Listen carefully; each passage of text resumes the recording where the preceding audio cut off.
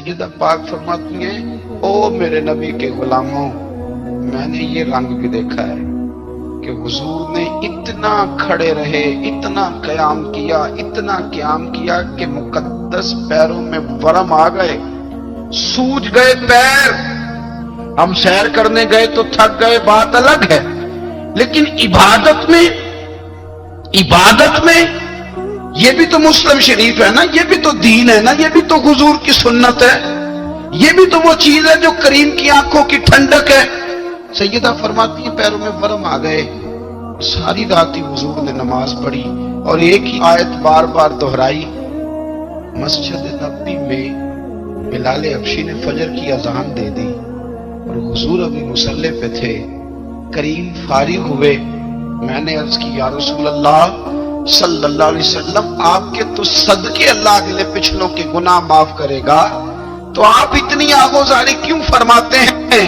आप तो शफी हैं, आप तो अंबिया के इमाम हैं।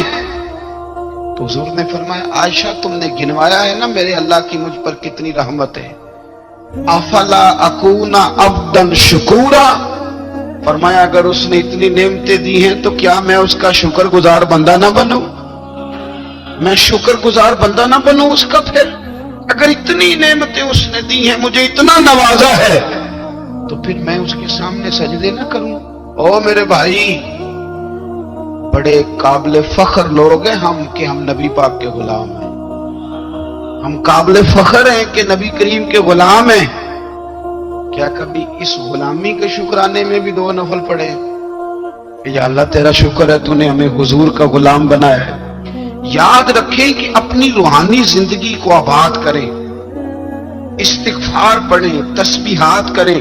कुछ छोटे छोटे अमाल हैं, उनको अपनी जिंदगी में हिस्सा बनाएं। तिरमिजी शरीफ में हदीस है, नबी पाक सल्लल्लाहु अलैहि वसल्लम ने फरमाया 3 मरतबा सुबह, 3 मरतबा शाम औज़ु बिल्लाहिस समीउल अलीम 3 दफा ये पढ़ो और 1 दफा सूरत हशर की आखिरी 3 आयात, वल्लाहुल्लज़ी ला इलाहा इल्लाहु आलिमुल गैबि वश्शहादति हुवर रहमानुर रहीम। औज़ु बिल्लाहि मिनश शैतानिर रजीम है ना, इसको पढ़ना है औज़ु बिल्लाहिस समीउल अलीम मिनश शैतानिर रजीम। फरमाया 3 दफा इसको पढ़ो और 1 दफा सूरह हशर की 3 आयतें, 1 दफा सुबह और 1 दफा शाम। सुबह क्या है, शाम क्या है? तो आला हज़रत बरेलवी फरमाते हैं सुबह से मुराद है आधी रात ढलने से लेकर सूरज निकलने तक। आधी रात ढलने से लेकर यानी तहज्जुद का टाइम से लेकर सूरज और शाम क्या है? दोपहर ढलने से लेकर मगरिब की आजान तक, ये शाम है। अब सुन लें, ये तिरमिजी की हदीस है सियासता की। नबी पाक ने फरमाया जिसने 3 मरतबा आऊज़ बिल्ला पढ़ी और 1 बार सूरह हशर की आखिरी 3 आयतें पढ़ी, 1 दफा सुबह पढ़े, 1 दफा शाम पढ़े। नबी करीम अलैहिस्सलाम फरमाते हैं अगर सुबह पढ़ेगा तो 70,000 फरिश्ते शाम तक, और अगर शाम को पढ़ेगा तो 70,000 फरिश्ते सुबह तक पढ़ने वाले बंदे की मगफिरत की दुआ मांगते रहेंगे। चले, मैं तो इस बात पे भी बड़ा राजी हूं कि पहली दफा अहले सुन्नत में ऐसा हो रहा है कि वजीफा मिलने पर लोग नारे लगा रहे हैं, वरना वजीफा बताएं तो कहने भी पढ़ांगे पर कोई तवीज भी लेके छोड़ो माड़ा गया।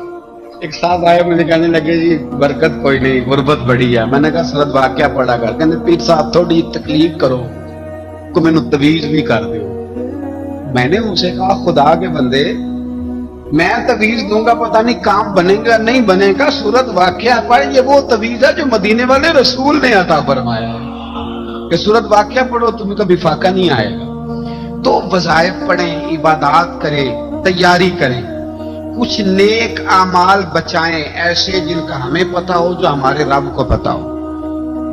हजरत अब्दुल्ला इब्न उमर रज़ी अल्लाह तआला अन्हु, हजरत उमर के साहिबजादे, मक्का मुकरमा में उनकी कब्र है। मैंने जब उन्हें पढ़ा तो मुझे उनसे बड़ा प्यार हो गया, लेकिन आपको पता है वहां जाके किसी शख्स का मजार तलाश करना या पूछना एक मुश्किल काम होता है। तो एक दफा मैं मक्का शरीफ में हाजिर था, तो एक गाड़ी वाला ड्राइवर मुझे कहने लगा कि मौलाना मैं आपको जानता हूँ, मुझे आपसे मोहब्बत है, एक बात बताऊं आपको। मैंने कहा बताओ। कहने लगे हज़रत अब्दुल्ला इब्न उमर की कब्र देखनी है। मैंने میں نے کہا یہ تو نہیں کہہ رہا، یہ کسی نے بندوبست کرایا ہے، یہ اللہ نے تیرے دل میں بات ڈالی ہے، یہ ہو گیا تو لے چل مجھے۔ حضرت عبداللہ ابن عمر کو نبی پاک نے فرمایا تھا راجل صالح، یہ نیک بندہ ہے، یہ متقی آدمی۔ حضرت عبداللہ ابن عمر رضی اللہ تعالیٰ عنہ سیدنا فاروق اعظم رضی اللہ تعالیٰ عنہ کے صاحبزادے ہیں، اور ان کی ہمشیرہ سیدہ حفصہ رضی اللہ تعالیٰ عنہ حضور کی زوجہ محترمہ۔ ایک دن اپنی ہمشیرہ سے کہنے لگے کہ نبی کریم صلی اللہ تعالیٰ علیہ وسلم گھر میں آئے نا، اور اگر حضور غم امت میں پریشان نہ ہو، طبیعت کو حشاش بشاش دیکھو، تو ذرا پوچھنا تو صحیح حضور کا میرے بارے میں کیا خیال، پوچھنا تو صحیح کہ کریم کی بارگاہ میں میرا کیا مقام ہے، میرے بارے میں حضور کیا فرماتے ہیں۔ اب بہن کو کام بتائے، اور بتائے بھی بھائی، اور بہن وہ کام نہ کرے، یہ تاریخ میں ہوتا نہیں۔ حضرت عمر فاروق رضی اللہ تعالیٰ عنہ کی صاحبزادی ام المومنین رضی اللہ تعالیٰ عنہ فرماتی ہیں کہ میں تو بس منتظر تھی، انہوں نے تو کہا تھا نا کہ اگر تم حشاش بشاش دیکھو تو بات کرنا، لیکن حضور تشریف لائے، میری باری تھی، میرے گھر تشریف لائے، کھانا پیش کیا تو فوراً میں نے عرض کی حضور ایک بات پوچھنی تھی۔ حضور نے فرمایا پوچھئے۔ میں نے عرض کی حضور میرے بھائی عبداللہ ابن عمر کے بارے میں آپ کا کیا خیال ہے؟ نوجوانوں میری بات پہ غور کرنا، میرے بھائی کے بارے میں آپ کا کیا خیال ہے؟ تو نبی کریم صلی اللہ تعالی علیہ وآلہ وسلم نے میری طرف دیکھا، اور پھر حضور زیر لب تھوڑا مسکرائے، اور بریلی کے امام کہتے ہیں کہ حضور مسکرا دیتے تھے نا تو جو بڑا دکھی ہوتا تھا وہ بھی ہنس پڑتا تھا۔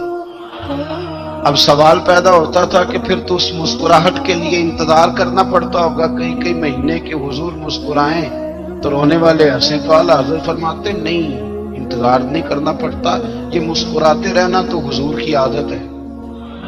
جس کی تسکین سے روتے ہوئے ہنس پڑے، اس تبسم کی عادت پہ لاکھوں سلام۔ یعنی یہ تو عادت ہے حضور کی مسکراتے رہنا، اس کے لیے انتظار نہیں کرنا پڑتا۔ بھائیو آپ خیال رکھیں گے، غور کریں گے، حضرت عبداللہ ابن عمر رضی اللہ تعالیٰ عنہ کے بارے میں پوچھا تو سیدہ فرماتی ہیں کہ نبی کریم صلی اللہ تعالیٰ علیہ وسلم نے زیر لب مسکرائے اور فرمایا حفصہ تیرا بھائی ہے تو اچھا، لیکن میں نے سنا ہے کہ عشاء کی نماز پڑھتا ہے تو فجر تک سویا ہی رہتا ہے۔ او نوجوانوں، 10 بجے تک سونے کی بات نہیں ہوئی، 9 بجے تک سونے کی بات نہیں ہوئی، 11 بجے اٹھنے کی بات نہیں۔ حضور فرمانے لگے میں نے سنا ہے کہ عشاء کی نماز پڑھ کے سو جاتا ہے اور فجر تک سویا ہی رہتا ہے، اسے چاہیے کہ تہجد کے وقت اٹھا کرے، اللہ کی بارگاہ میں حاضر ہوا کرے، آہوزاری کرے، سجدے کرے، عبادت کرے، اٹھتا ہے اور فجر میں جا کے اٹھتا ہے۔ حضرت جناب حفصہ رضی اللہ تعالیٰ عنہ کہتی ہے میں نے جناب عبداللہ ابن عمر کو پیغام دیا اور میں نے کہا میرے جوان بھائی سن، نبی پاک نے فرمایا ہے تو اچھا پر تہجد میں نہیں اٹھتا، نفل نہیں پڑھتا۔ او میری ملت کے جوانوں، مزہ نہیں آ جاتا جب ساری دنیا سوئی ہو، ساری دنیا، اور بستر بھی گرم ہو اور نیند بھی پورا غلبہ کر رہی ہو، اور اچانک گھنٹی بجے دماغ میں، آنکھ کھلے، گھڑی پہ نظر پڑے، 3:30 4 بجے کا پیغام گھڑی بتائے، اور کوئی چڑھتی جوانی والا اٹھ کے وضو کرے، اور جب وہ مصلی کھول کے بچھائے تو مدینے والے محبوب کہتے ہیں کہ ہر نماز پہ رب ثواب دیتا ہے، اور جو اٹھ کے تہجد کی نماز پڑھے اسے دیکھ کے تو رب مسکراتا ہے، جو اس کی شان کے لائق ہے، جو اس کی شان کے لائق، وہ مسکراتا ہے، خوش ہوتا ہے کہ میرا بندہ تہجد میں اٹھ گیا، وہ مسکراتا ہے۔ کاش ہماری صبح کبھی اپنے مالک کے نام ہو جائے، کاش کہ صبح حضرت ابو الحسن رحمۃ اللہ تعالی علیہ حضرت معاذ ابن جبل رضی اللہ تعالیٰ عنہ کے پاس بیٹھا کرتے تھے، فرماتے ہیں ان سے جو پیار بڑھا تو پھر میرا مصلی سے بھی بڑھ گیا. تابعی ہیں.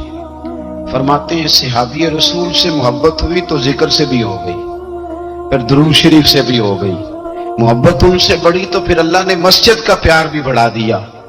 آپ فرماتے ہیں کہ میری ہر وقت طبیعت چاہتی تھی کہ بس اللہ اللہ کروں, بس اللہ اللہ کروں, بس نہ میں ذرا تھوڑی جان چھڑاؤں لوگوں سے, کو 10 منٹ ملے تو میں کو 4 نفل پڑھ لوں, میں تھوڑا سا نہ بچوں لوگوں سے اور مجھے تسبیح ملے تو میں نہ 400-500 دفعہ استغفار پڑھوں, سبحان اللہ, الحمدللہ, اللہ اکبر, لا حول ولا قوت الا باللہ, میں نہ تسبیحات پڑھوں.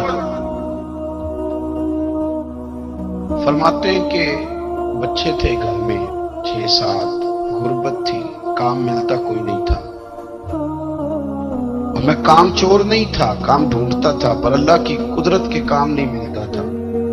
فرماتے ہیں کہ میں نے ایک دن اپنی اہلیہ سے کہا کہ آج میں پھر جاتا ہوں کام ڈھونڈنے. تو میری بیوی بڑی فرما بردار تھی, پر اس دن نہ غربت کے ہاتھوں تنگ آ کے کہنے لگی آج نانا کوئی تو چیز لے کے آیا تو مجھ سے بچوں کی بھوک نہیں دیکھی جاتی. سب روگاں دا روگ محمد جس دا نام غریبی, کنڈ بلا کے لنگ جاندے نہیں دوست یار قریبی.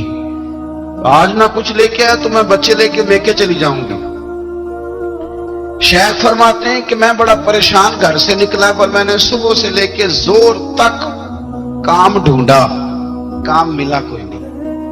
تو میرے دل میں خیال آیا چلو کام نہیں ملتا تو اللہ اللہ تو کرے نا, چلو بندوں کی مزدوری نہیں ملتی تو رب کریم کی عبادت ہی کرتے ہیں. فرماتے ہیں کہ میں نے نا فرات کے پانی سے وضو کیا, نہر کے, شدید دھوپ تھی, ساتھ ریت تھی اور ریت تپ رہی تھی.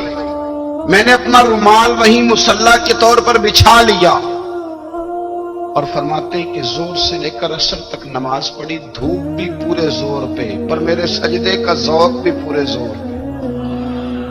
فرماتے ہیں سورج بھی چمک رہا ہے اور رب کی عبادت کا ذوق بھی پورے زور پہ. میں سجدہ کروں تو پھر میرا اٹھانے کو جی نہ چاہے.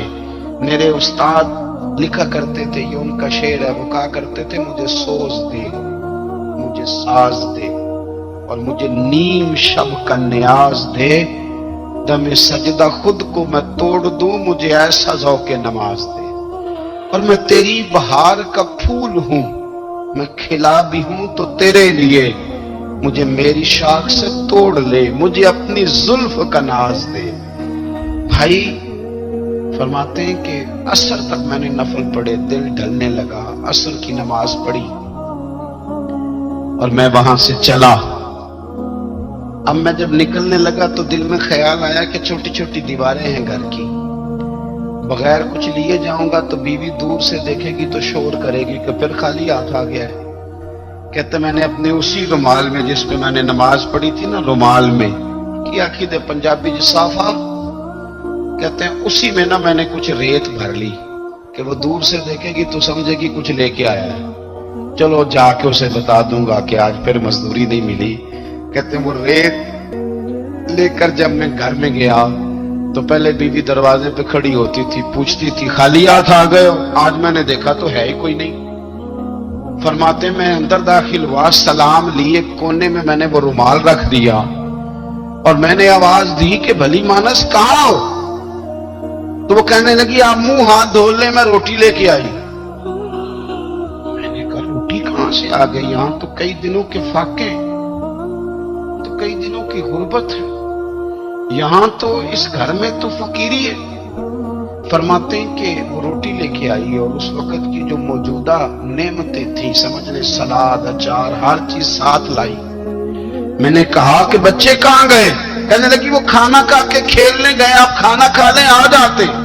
کھانا اس نے چن دیا. میں نے حیرت انگیز لہجے میں ساری نعمتیں اپنے دسترخوان پہ دیکھ کر کے بیوی سے پوچھا یہ کہاں سے آیا کھانا؟ بچوں کو تو نے کہاں سے کھانا کھلایا؟ یہ سارا کچھ کیسا ہے؟ کہنے لگی پتہ نہیں آج آپ کس کریم کی مزدوری کرنے چلے گئے تھے, پتہ نہیں کس کریم کی. میرے گھر میں تو اتنی نعمتیں آئی ہیں کہ مجھ سے سنبھالی نہیں جا رہی, इतना अनाज है, इतना गंदुम है, किस करीम के दरवाजे आज चले गए थे? ये कहते कहते वो उठी और उठ करके कहने लगी, पहले बड़ा कुछ आया था, अब क्या ले आए हो?